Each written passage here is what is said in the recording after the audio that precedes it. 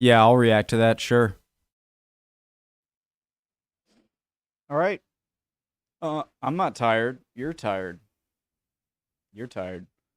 Um, I'm kind of. I just. I'm in the. If I was too tired to watch and learn about this video, I wouldn't be watching it. So, I'm ready to go. Rebuilding Dresden, World War II's Phoenix City. Preemptive like. Original link to the video, top of the description, right below that. Link to the Discord. Would love to have you. Hi. My name's Connor. Did I say that? Let's do it. It's a city that, against all the odds, has managed to rise from the dead.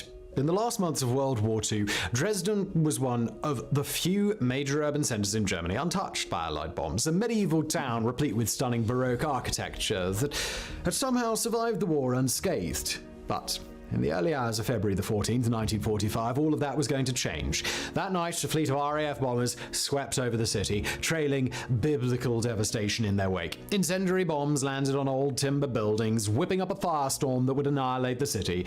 25,000 people are thought to have died. Yet, we're not here to tell you the tale of Dresden's destruction, but rather its resurrection.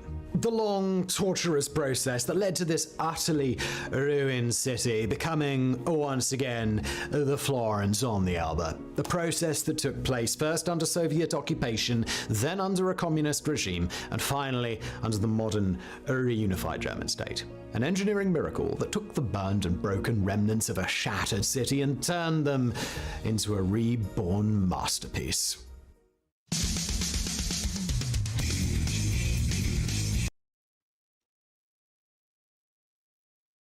I just want to make sure. Wait. Oh wow, it's really, really east. Okay.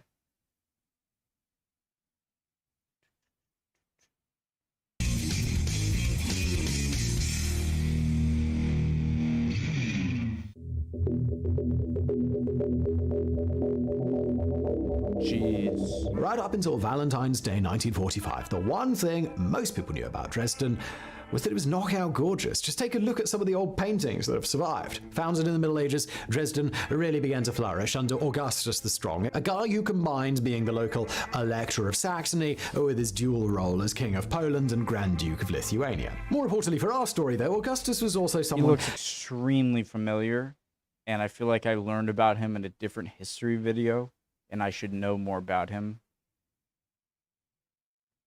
King of Poland and Grand Duke of Lithuania. More importantly for our story, though, Augustus was also someone who was seriously into art and grandiose architecture. It was under his watch that Dresden transformed into a visual masterpiece. This was the era in which the city amassed world-beating collections of porcelain, art, jewelry, and scientific instruments, an era in which great palaces and stunning Frauenkirche were built. Although Augustus would go off to the Great Saxony in the sky in 1733, the building work he started survived his death. Across the 18th and 19th centuries, Dresden grew ever grander, ever more spectacular, ever more important in the history of German art and architecture. By the dawn of the 20th century, the city had enchanted so many visitors that it was known as Florence on the Elbe, after the legendary Italian city. And while the comparison might have been pushing things just a little, there's no doubt that Dresden in this era really was something special. A place that could make even a legendary beauty like Prague look like an ugly stepsister in comparison. Yet while Prague would survive the coming war more or less intact,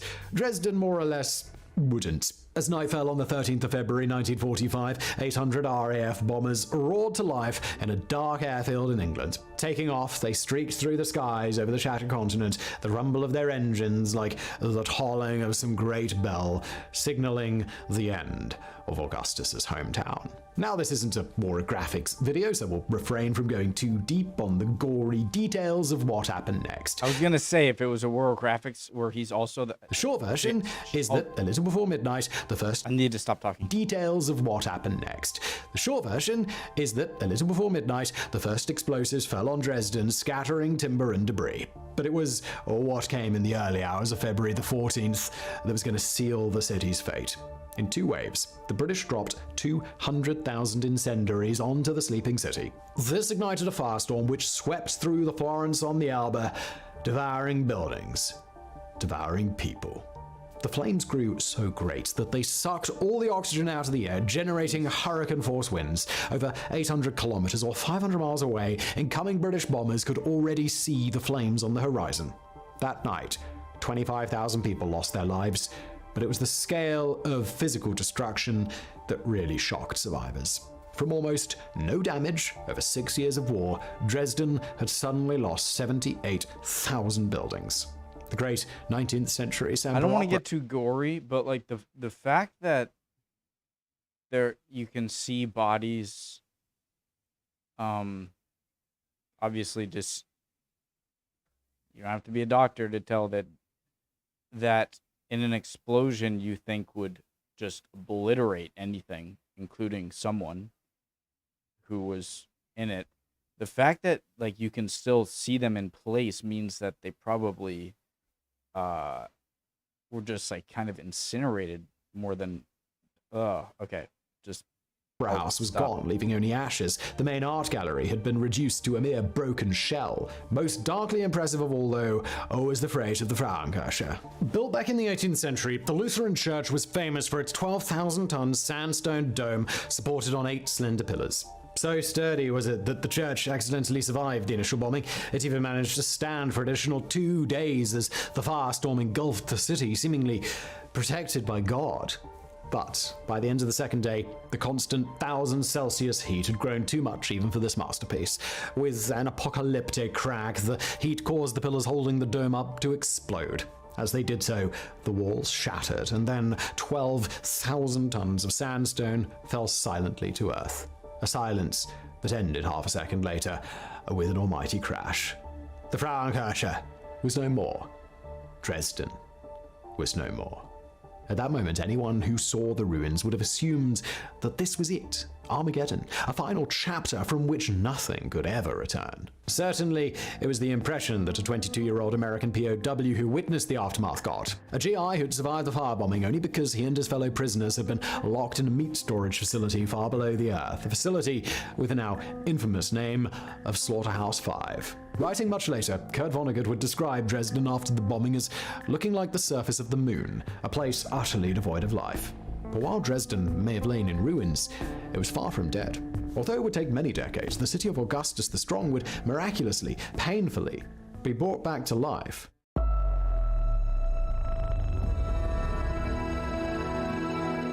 The slow process of rebuilding Dresden began almost immediately after the flames died away and the broken rubble grew cool enough to touch. Work crews were sent in to remove the wreckage, to carve out paths through which humanity could move again.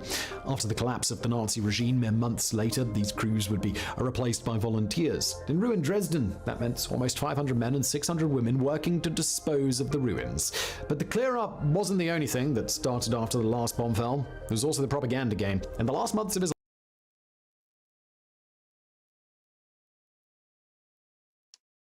Is that a recolored picture from then? If so, I mean, it was World War II. Then this is the most amazing recoloring of a black and white photo I've ever seen. I'm almost like, was this taken in like the 70s or something? Like, that crazy. It's insane what, I'll just be this quickly. What it's insane just how humanizing just putting color into World War I and World War II photos can be. It's like, oh my God, those were real people. Of course you knew that when it was black and white, but it's just it's like amazing what just putting color on their faces can do. Wasn't the only thing that started after the last bomb fell. There was also the propaganda game. In the last months of his life, Joseph Goebbels seized on the firebombing of Dresden as a war crime that made the Allies no better than the Nazis. In this, he was helped by a wildly inflated death count that pegged the number of victims at 250,000, 10 times the modern agreed total. There was also a fierce debate.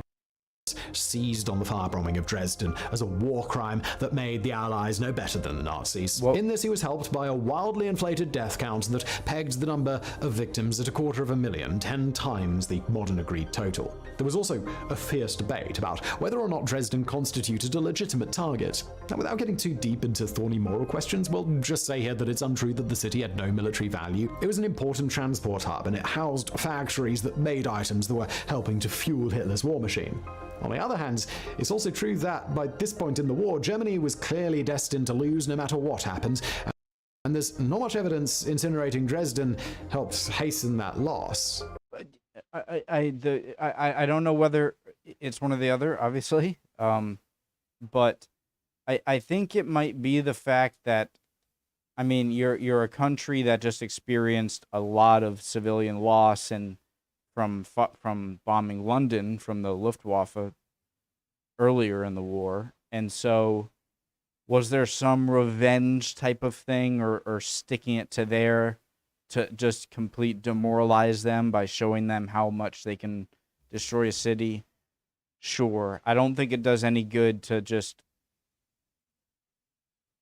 point fingers at certain atrocities in the war when everyone sort of committed some worse than others. But it's a tough topic to talk about, and I certainly don't. Please tell me if I'm being incorrect. And just like the fact that there was probably a revenge factor, and just like there was, I'm not singling out the UK or US, probably, you know. Not much evidence incinerating Dresden helped hasten that loss. Yeah. With that tricky ethical bit sort of brushed aside, let's get back to today's narrative. The end of the war saw the Red Army reach Dresden first, bringing the shattered city within the Soviet sphere of influence. Within 4 years, that influence had been made official. Communist East Germany was proclaimed a state on the 7th of October 1949, leaving Dresden some 200 kilometers behind the Iron Curtain that was now falling across Europe. Luckily, the new socialist regime had big plans for reconstructing Florence on the Elbe. Less luckily, they weren't even close to having the means to do it. The reconstruction plan started off with an aura of post-war euphoria. In 1946, a competition was held to redesign the destroyed center with an emphasis on restoring what had been lost. Within no time at all, though, that euphoria had started to ebb away. In its place came the cold realization that there simply wasn't enough money to restore Dresden to its former glory. So, instead of rebuilding, the authorities decided to turn this wasteland into a new socialist paradise. Now, if you ever lived in a former communist state, you'll probably have a pretty good idea of what this paradise looked like. Under its new rulers, Dresden became just another identikit town of wide boulevards and 6-story apartment blocks. When Kurt Vonnegut visited in 1967, he wrote that it looks a lot like Dayton, Ohio. More open spaces than Dayton has, which, as no offense to Dayton, should give you a fairly good idea of just how little of the beautiful old city had been reconstructed. Still, the GDR authorities weren't totally broke. They did fund some restorations, including the art gallery and the Semper Opera House. But most of the city center was simply swept away, and the bits that stayed were never fixed. The blackened ruins of the Frauenkirche, for example, were allowed to remain standing, the intention for them to be a memorial and an anti-war monument. Unofficially, they were also a highly visible boost to communist ideology. The GDR wanted to remind its citizens what British bombers had done to Dresden, a war crime committed by a bourgeois imperialist country that was now an enemy. How little any of them could have realized that this bourgeois nation would soon be helping them rebuild their city. That's propaganda.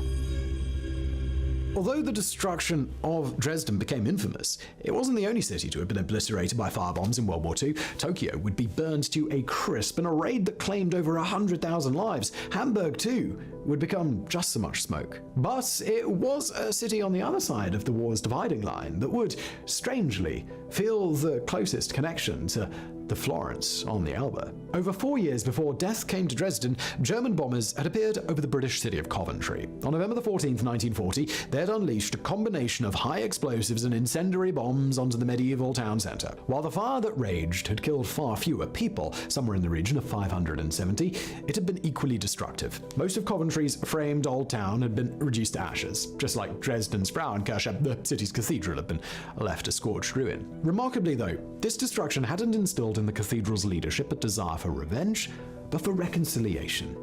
It started almost the moment the air raid was over, when the senior priest, Richard Howard, took a soot-blackened timber from the old roof and used it to scrawl the words, "Father, forgive," over the damaged altar.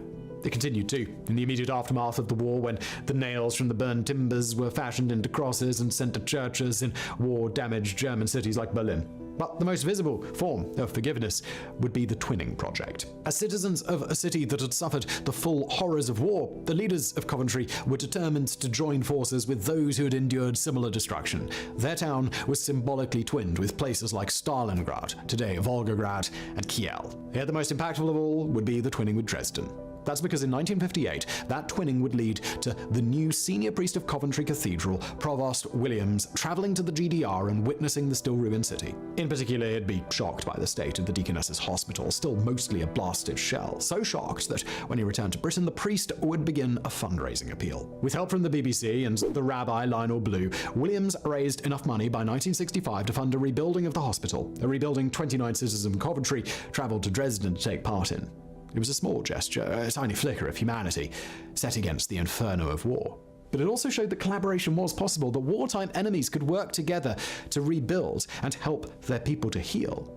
It would take another 30-odd years, but when the time came, it would be another gesture, just like this, that would return Dresden's greatest ruin from the ashes.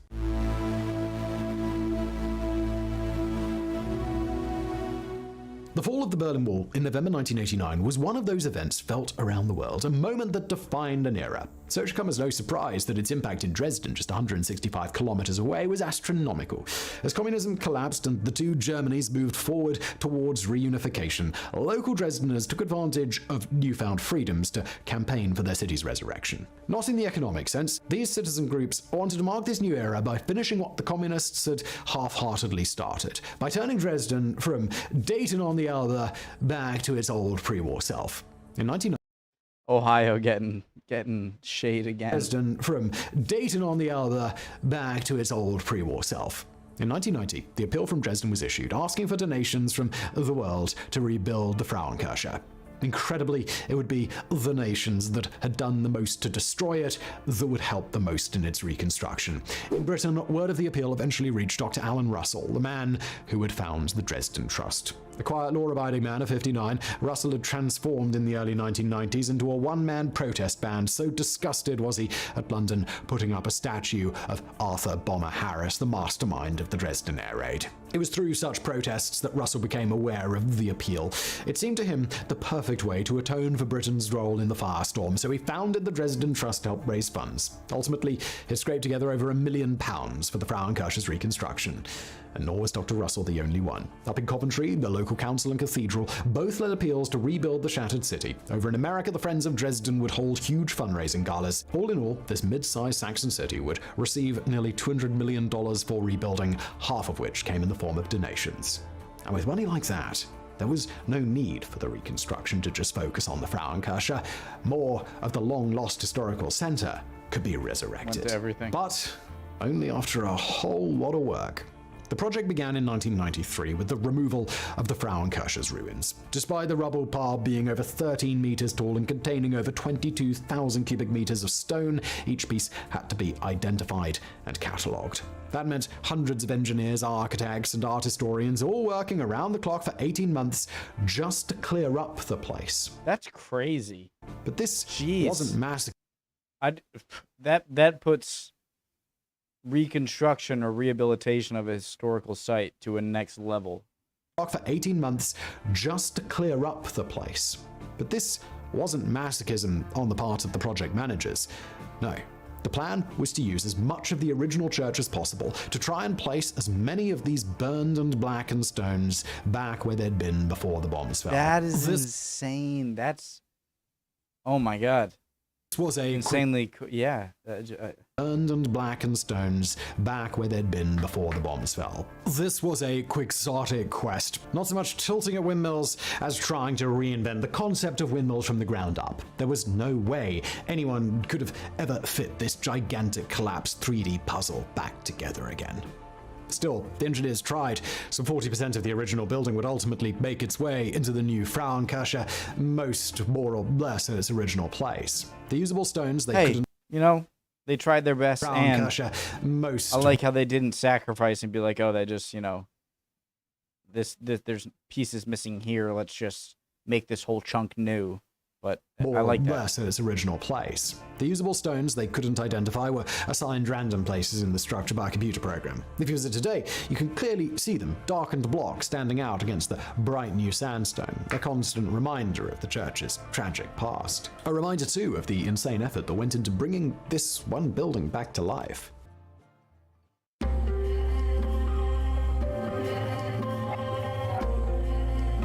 It's almost like even better that it's so like mixed with original and new bricks, because it's like any kid or like any just person would be like, oh, what, like, why is it like that?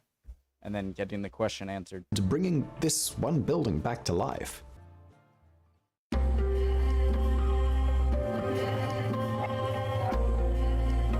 In the end, it would take until 2005 for the church to be rebuilt. That's 12 years. 12 long years in which the face of Dresden's center slowly transformed, shedding some of its socialist mask and becoming, again, Florence on the Elbe. At the same time the Frauenkirche was rising again over the city's rooftops, other parts of the center were being brought into the project. Prime Minister of Saxony, Kurt Beidenkopf, had decided the town's future lay in an architectural return to the past, and so the great sweeping socialist plazas and boulevards would get their own makeover. A makeover that would eventually erase the Dresden of the GDR years. Well, part of it at least. As with the Reconstruction of Warsaw's Old Town, there were limits to the project. Only a small fraction of the very center could realistically be recreated. But what a recreation it would be. By 2001, the Frauenkirche had reached a height of 28 meters, over 90 feet. Work began on the 13,000-ton sandstone dome using the original architectural plans from 1736. A mere 2 years later, it was complete. That same year, 2003, the bells were rung again in the church for the first time since 1945. Finally, in 2005, with work almost completed, the city added the pièce de résistance, the metaphorical cherry atop this giant church-shaped cake. Attached to the cupola at the very top of the rebuilt Frauenkirche, the golden orb and cross was more than just a fancy decoration. It was a symbol.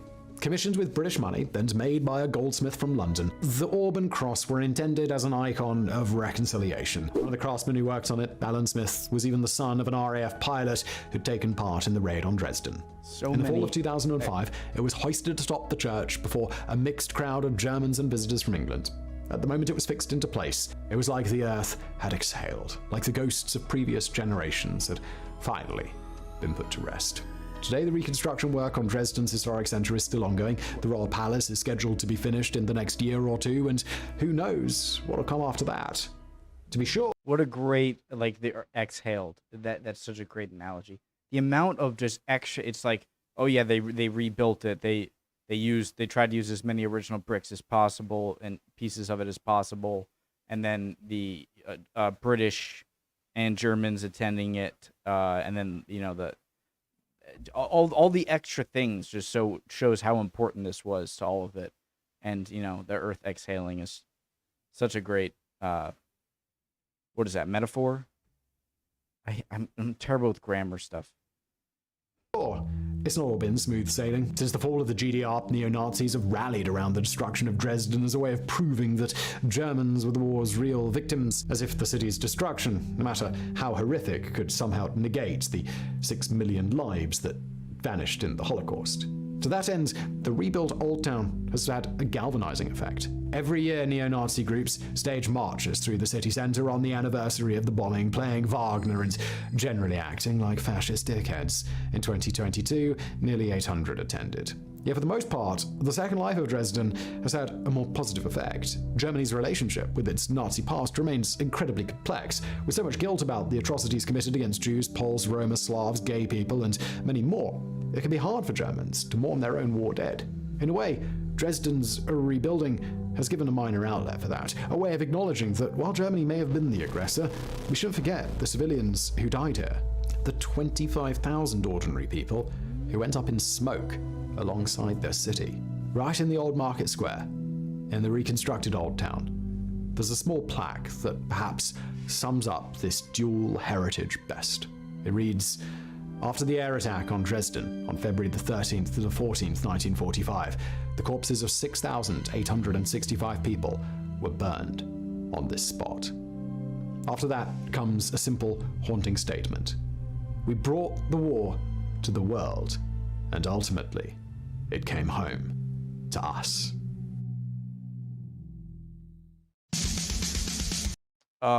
Great video as always from Mega Projects. I had always pictured kind of Dresden in the northwest of Germany, but maybe I'm thinking of Hamburg, unless that's also not there. But yeah, the amount of extra things that went into the reproductions is sort of like olive branch and closing the book on it, and an exhale, as they said in the video. Shows how this was just a serious sticking point in World War II in the European front. Similar, I think, to when American presidents visit Japan and place the wreath and some commemoration of the Nagasaki Hiroshima attacks. And powerful video. All right, can't wait to see your guys' comments. If I said anything stupid, could be definitely possibility. Let me know. Tell me I was wrong. Recommend stuff. Would love to see you on the Discord, and would love you to subscribe, hit the thumbs up, and all that if you enjoyed watching this with me and would want to watch more stuff. So I'll see you guys next time. Bye, guys.